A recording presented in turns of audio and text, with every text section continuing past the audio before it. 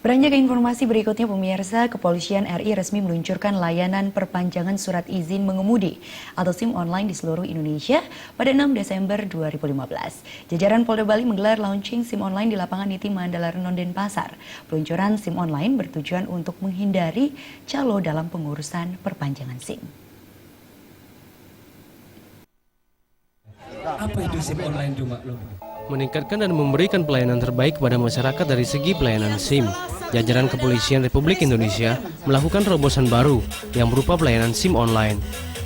Pengurusan SIM online tersebut dapat dinikmati oleh seluruh lapisan masyarakat di seluruh Indonesia, sesuai dengan Satuan Pelaksana Administrasi atau Satpas yang telah ditunjuk.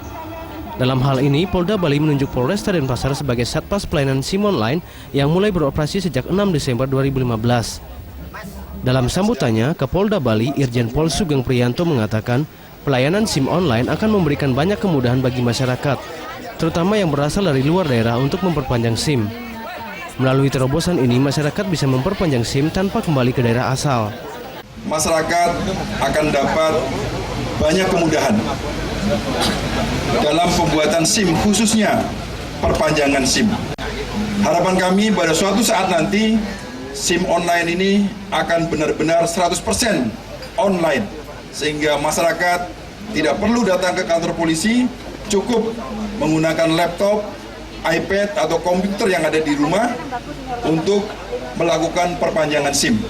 Tetapi dengan program SIM online ini, masyarakat tidak perlu kembali ke daerah asalnya. Jadi yang berasal dari Sumatera Utara, dari Aceh, dari Papua misalnya, saudara berada dimanapun, di Bali misalnya, saudara bisa memperpanjang SIM dari kota di mana Anda sedang tinggal. Launching serentak yang digelar di seluruh Indonesia ini dilakukan oleh Presiden RI Joko Widodo di Jakarta.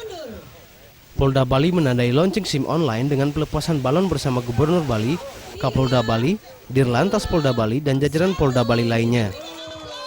Kade Suantara, Bali TV.